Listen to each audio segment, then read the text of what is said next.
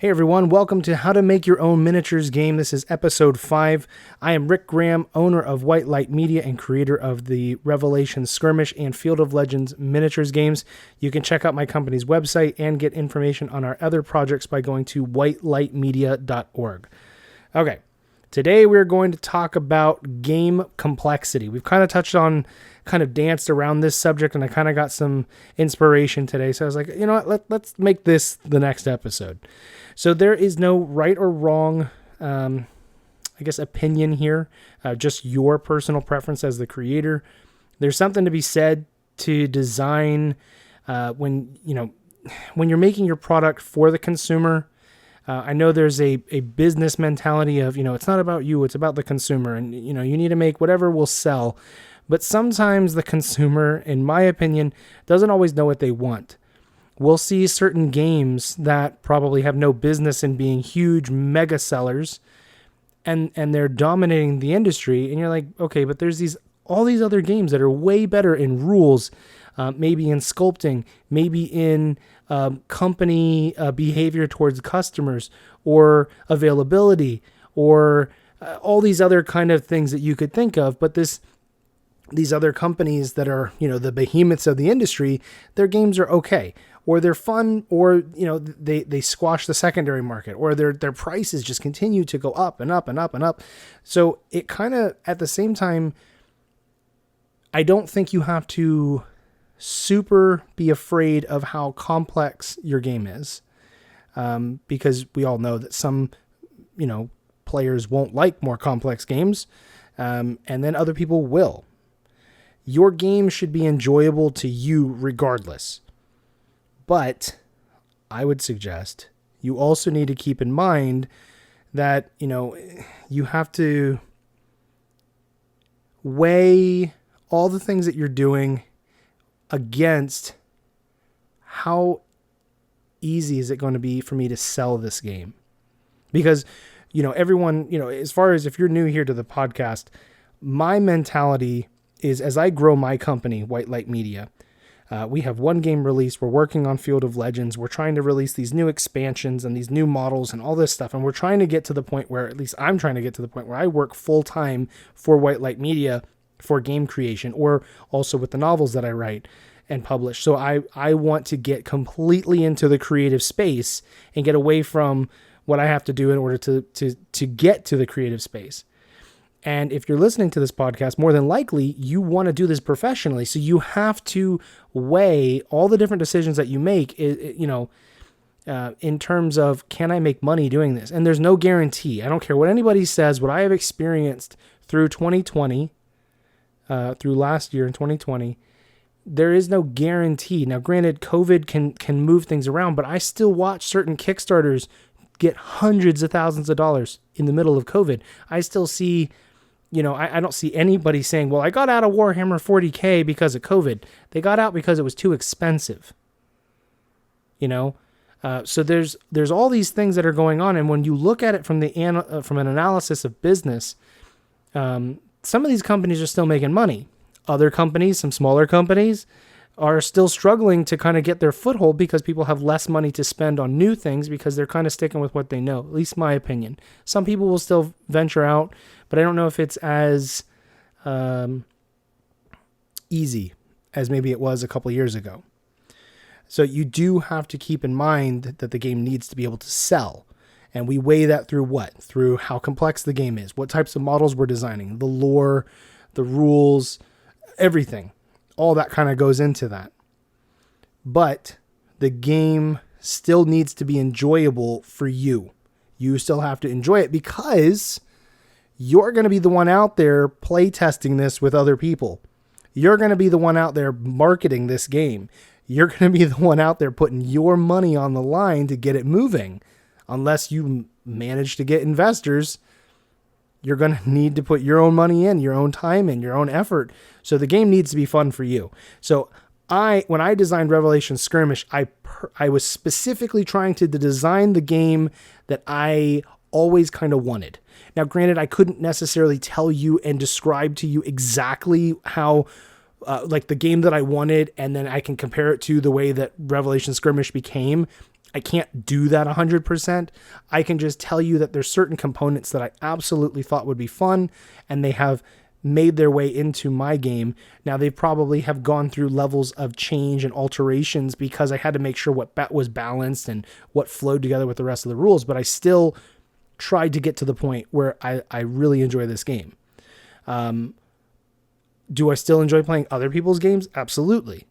Star Wars Legion is definitely my other escape game, where I don't have to worry about marketing. I don't have to worry about, oh man, the models didn't turn out as good as I would have liked, or man, the paint job that I did on these promotional pics is like so.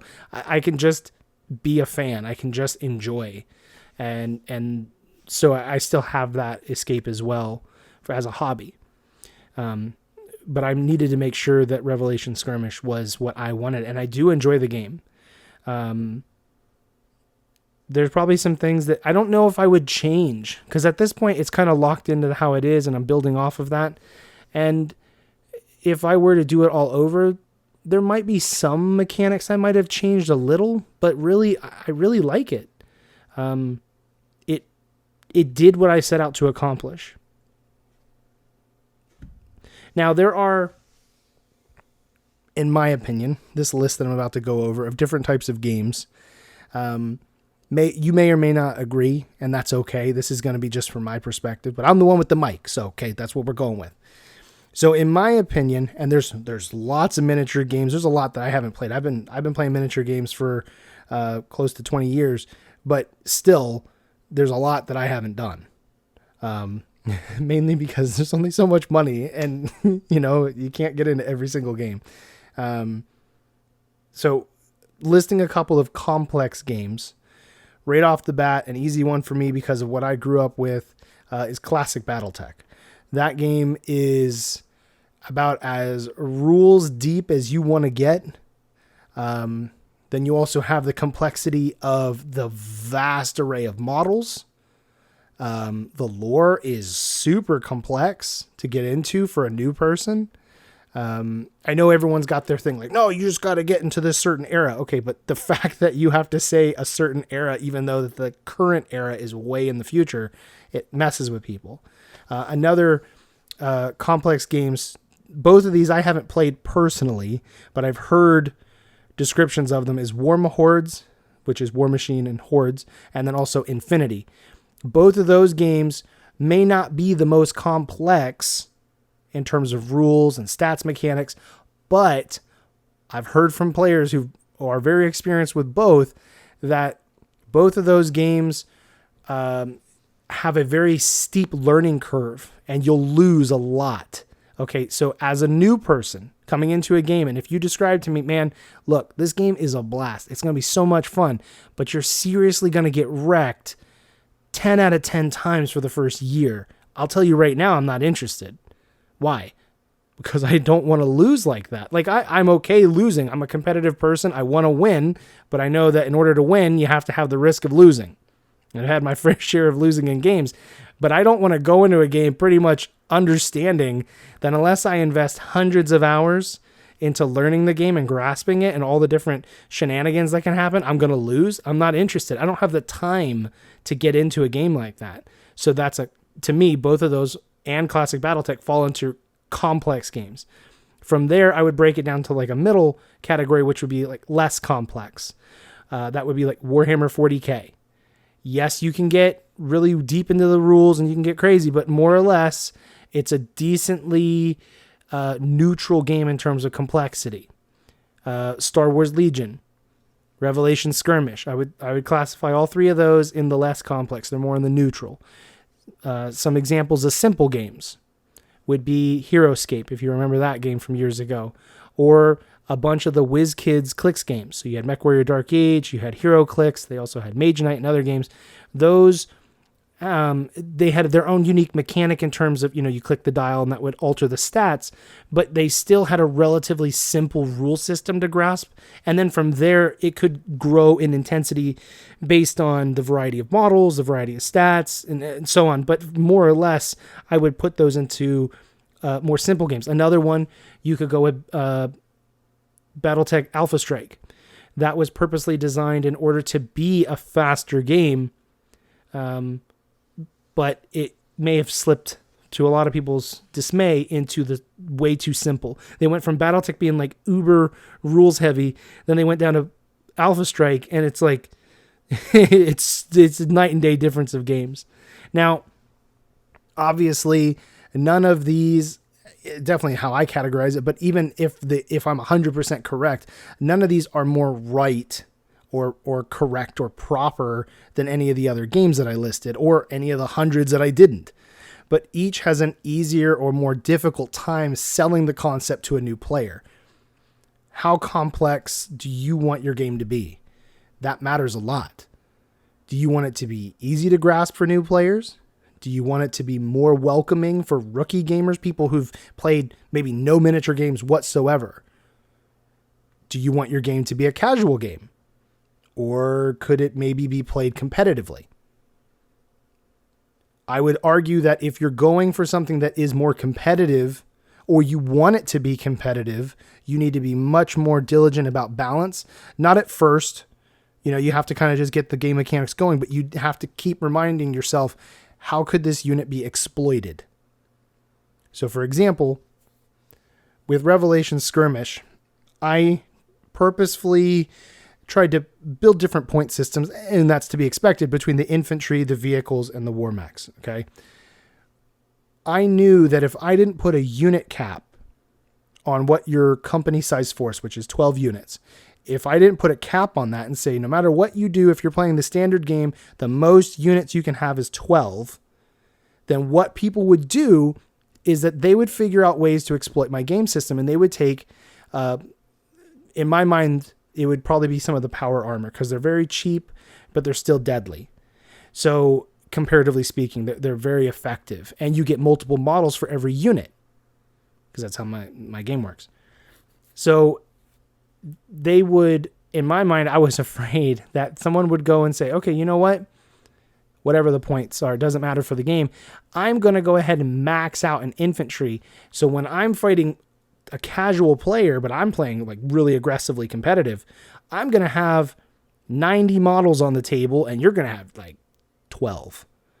Well, what's going to probably happen? Just in sheer number of attrition, that 90, even though you can kill as many as possible, you can't stop 90 models, which would come out to like 30 units. You wouldn't be able to stop those 30 against 12. It just would be almost impossible, because of just the sheer number of dice that I could throw at you through all of those activations. So I knew if I didn't put a cap, that would happen. And I had players in my playtesting group, they laughed, because they're like, that's exactly what I was going to do before you announced that there was a cap. And I'm like, I knew it. I knew that was going to be a risk. So I was trying to look down the road. Okay, these units they're affordable. They have some tactical use. How will somebody try to misuse this? And you won't catch every scenario, and I wouldn't recommend that you try to run through building hundreds and hundreds of lists. Typically, when you've played miniature games long enough, you can start to see certain mechanics that might be broken, or certain units that might have an easy ability to exploit. Just try to stay mindful of it, and watch when you're letting people build their own lists, their own forces. Pay attention to what unit keeps coming up. Granted, when you first start, you're going to have less of a roster, but you'll start to notice certain units seem to always win, or they just have really solid results, and then you can weigh against their points, and you can change some of the other things as you go, but just be mindful of that. But knowing that I didn't want Revelation Skirmish necessarily to be a casual game, I wanted to be mindful of competitive play, hoping that one day we'll get to have official tournaments and events. So I wanted to try to be careful of that on the front end, rather than trying to retroactively fix it later. But that's just my perspective on it. If you know you want your game to be casual, you just want it to be a fun experience and just lighthearted, you may not be super worried about that. All right. That's just different perspective. Another thing to think about is, how fast do you want the game to be? Do you want it to be an hour, 2 hours, 4 hours, half a day? There's not a right answer here, but that depends a lot on how complex you design the game to be. If you want it to be a casual game, just something between a couple of friends, you're like, man, we have busy lives. I just want a game that's just like, sci-fi, and it's just kind of laid back, and we can just kind of just be spaceship captains for an hour.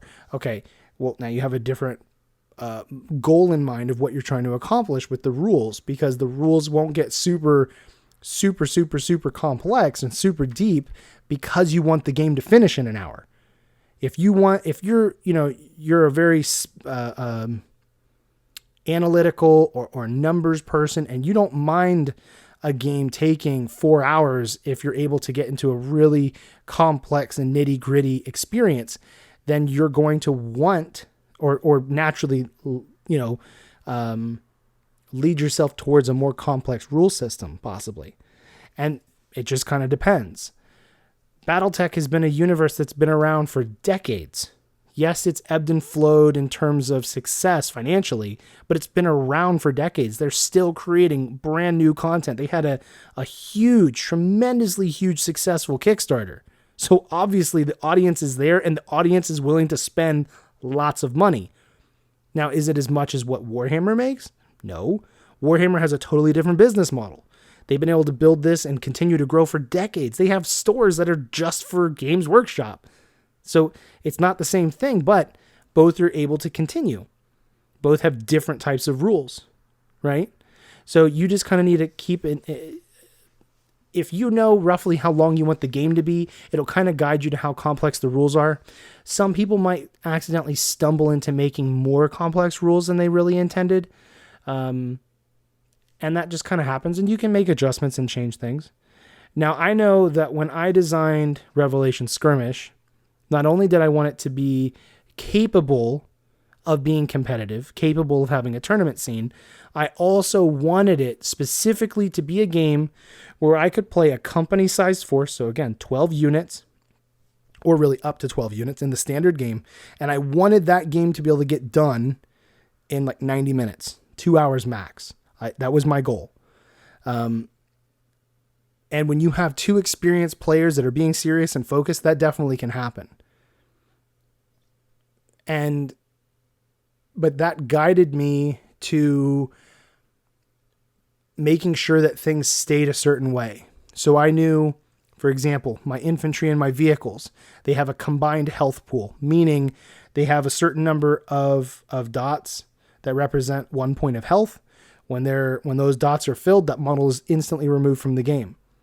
For my war mechs, I came from Battletech, so I come from, you've got your head, torso, both torsos actually, and center torso. So you have 3 torsos, a rear torso, a rear left and right torso, 2 legs, 2 arms. It's like all kinds of stuff. Then there's heat management, and there's all these other things that go into that.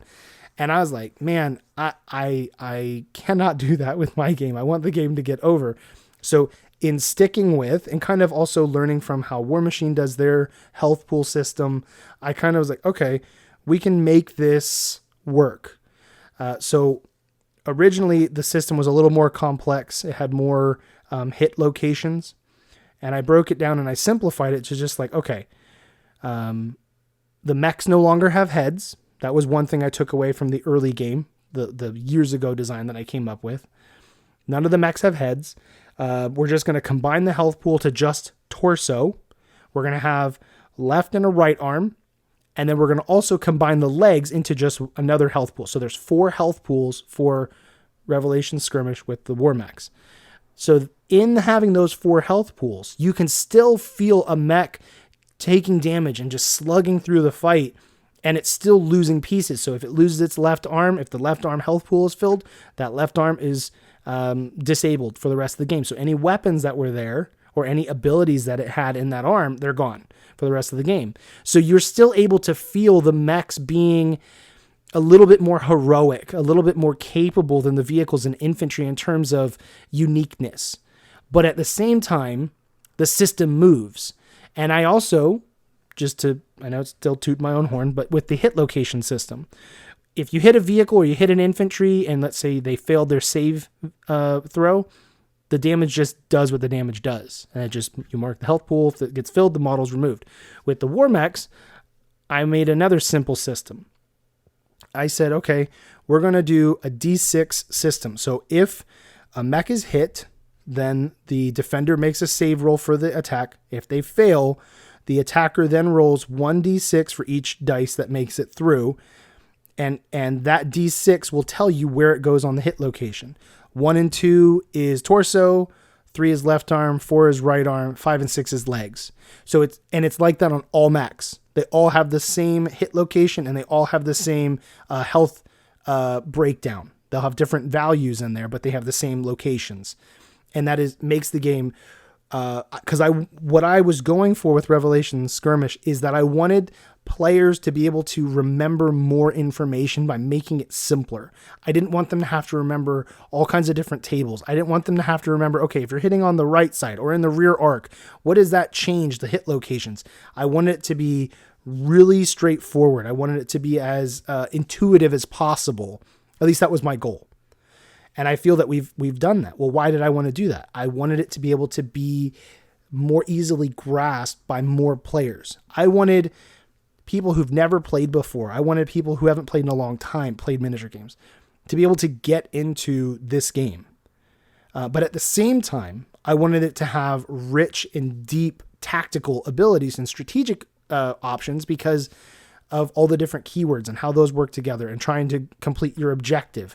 So I had other things that would make the game spicier, and make it more enjoyable for somebody who is competitive, who is serious, who does play a lot of miniature games, but also having the tools in place so that it's welcoming for people who don't really want to get that deep.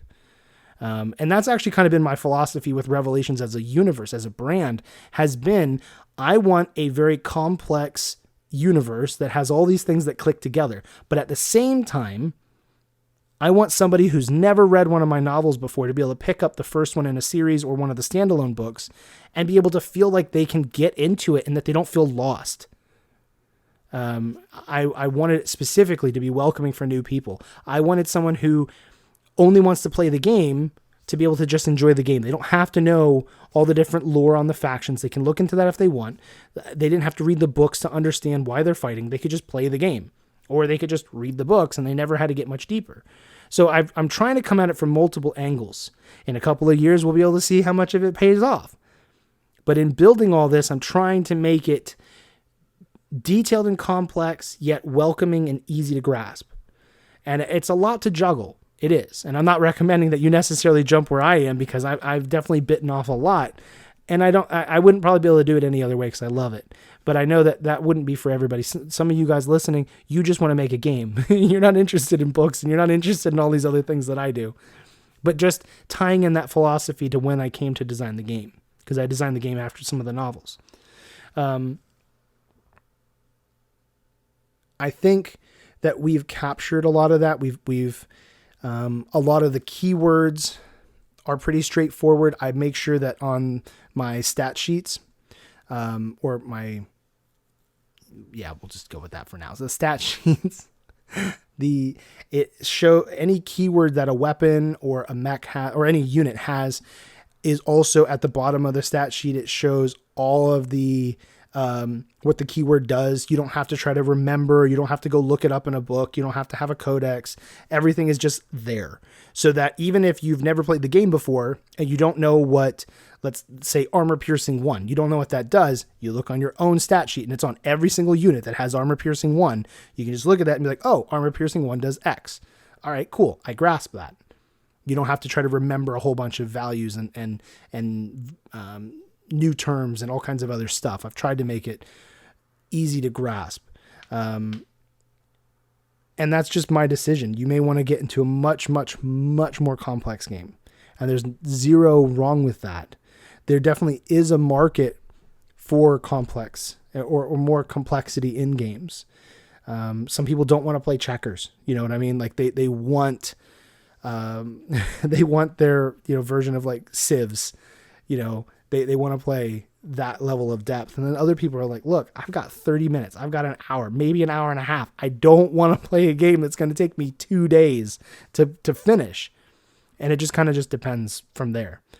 Another thing that additionally you need to kind of be mindful of is you do have the option of making a somewhat less complex game. Let's say it falls into that third or that middle category of like Warhammer 40K, Star Wars Legion, Revelation Skirmish. So it's a easily grasped game. Yeah, you may take a couple of games, but you can grasp it pretty quick. But you can make it less complex like that, and then add more complex and deeper optional rules later. So that could be things like a campaign system, or something like I'm doing right now. I'm working on a new product to be released soon that is a solo/team system for Revelation Skirmish, to help players experience Revelations in a totally new way that they couldn't do before. So the way that the system will work is that you could play completely by yourself. You don't need another human being to play with you. And the game will more or less, the NPC, the automated force, will play itself. Yes, you have to move the models. Yes, you have to roll the dice, but it's making some of its own decisions. You'll have to make decisions in certain situations because there's just no way to account for all of that, because it's not electronic. It's not an artificial intelligence, but it's a system you can play by yourself where you don't feel like you're making all the decisions and you're kind of just fighting yourself. And you can also use the same system to team up with a buddy and fight the automated force. So instead of always having to fight your one gaming buddy who plays with you and you're like, look, I'm sick of always fighting you, or maybe you can't play as competitive as you would like against them because they want a more casual experience and you want to play more competitive. Well, now you guys can team up and fight this automated force, and you can be as aggressive as you want or as competitive as you want, or try out new units you would never try before, and just kind of play off of each other because you're on the same team versus this, NPC force. So it's a really cool engine, and we've gotten a lot of cool comments from our playtesters, but that is something that adds a little bit more complexity to the base game. Adding a campaign system like I'm working on will add more complexity to the standard game, but it's not necessary to play the game. So you could do the same sort of thing. You could add crazy deep rules, like let's say your game is designed to be a standard war game, like where you're fighting on a planet's surface, and you're like, what would be really cool is to fight like in deep space. And you can add those deeper, more complex rules, but they don't have to be in the base game. You know what I mean? And that can actually even be a good thing, because now you may have an optional product to be able to sell. So you have something else to help the players who want to get deeper, so they can get satisfied, and you can also get satisfied because you can make some extra money. So I know some people don't like when you talk about, it needs to be profitable, or it needs to sell, or you need to be concerned about, will I make money at this? Will I make my money back? But you have to be mindful of that if you want to be a business owner and you want to be a creator. If you just want to make a game and that some other people play, you're just a hobbyist. There's nothing wrong with that. But you're going to have a different perspective. And you're going to have a different sort of seriousness because you realize, I want to make some money. I at least want to make my money back, or I at least want to be able to make enough money to make my money back, and then some investment money so I can, get some new models designed, or I can get some new illustrations designed for my book covers, like my rule book and other stuff like that. That can be fine too, but you got to have a product to sell. And it isn't a bad idea to have some optional products that are coming out, because I know that my audience likes having some optional material. Not everyone buys the supplement stuff that I create, and that's fine. I don't expect everyone to buy everything. But being able to add another product helps also, in my mind, make my company look more legit. I know my company's legit, but if you put me up against Fantasy Flight, you put me up against Games Workshop, Privateer Press, Wizards of the Coast, I look like some dude that's got like a flea market shack compared to them. Even though I've invested thousands of dollars, hundreds and hundreds of hours of development and writing and marketing and promotions. But then when you compare me to those, full-size companies that have huge staffs compared to me, I look like a schlub. I just look like some dude just doing this. So it helps to legitimize your business. And that's actually a really good topic for later, is not necessarily only marketing and how you market yourself, but in how you present yourself, the way that you answer comments, the way that you try to get feedback from your audience, the way that you try to promote yourself through, the unspoken. And that is something to consider, because it'll serve you no purpose, no benefit to create one of the most amazing miniature games ever in the world, but then nobody buys it because they don't trust you, or because, you know, they think you're dishonest, or they think that you're just doing this as a hobby. You're not really serious about it. So they don't want to put money into a game company that's not going to be around in 6 months. So all that kind of plays into it. And even if we absolutely oppose it, or even if we do everything we can not to, we are constantly being compared to those bigger companies. That happened to me on YouTube years ago. I was trying to make YouTube my main profession, and actually for a little while it was my main source of income. This was like right after I got out of college, and I was trying to invest more into special effects and other things to try to make my videos better. And I thought I was doing better, but people were getting upset that I wasn't doing more, that I didn't do it better, that my videos were too short, even though for me, I was spending more hours into them on the back end. The people couldn't see that, but I certainly still was putting more effort in. And it totally crushed me because of what happened with that. And because I was being compared to these bigger YouTubers who were professionals in the movie industry that could do like way better special effects. They had way better editing skills. They had way, way, way bigger budgets. And, you know, or they could work with little budgets, but do phenomenal work. And I couldn't compare. And that was when YouTube was going through the change of, you know, oh, this is just a bunch of like indie developers and indie creators just making content, to, oh, there's actually pros doing this now. So I was in that era of that switch when a lot more professionals were the ones that were taking the top places on YouTube. So I know as a game company, if I'm marketing you as a player and I'm like, hey, would you like to, you know, check out Revelation Skirmish? I know you're thinking, you know, how does this compare to Warhammer? How does this compare to Star Wars Legion? How does this compare to X-Wing? How does this compare to Battletech? How does this compare to all those other games that have always existed? And that happens too with your models. You release a new model and you're so proud of it. And you're like, oh man, this is going to be so cool. People are going to love it. And then someone comes up and they're like, hey, this looks like this other thing that you didn't even use for inspiration, or that you didn't even think of. And you're like, it's not the same thing. It's totally different things. People they're always comparing to things they know. And unfortunately, you're a much smaller company, but there's a way that we'll get into that, like a bit more of how you can kind of overcome that. And it's not necessarily easy, but it is a conversation worth having. So anyway, I hope this kind of helps you guys. You know, it comes down to only you can decide how complex you want your game to be. I would strongly urge you to keep in mind the other points I've made in other episodes. All that kind of combines together into this conversation, and future conversations are still going to come back to complexity. And how with game creation, there's a lot of aspects that are all kind of interlocked together. And it's an awesome experience, but it's a bit wibbly wobbly to kind of describe sometimes. And I hope that these episodes are still helpful for you guys, because I'm trying really hard to kind of like share if I was starting from scratch and didn't know anything. So I hope that these episodes are helpful.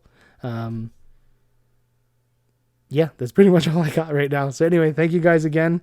I look forward to recording the next episode and talking to you guys again in the future.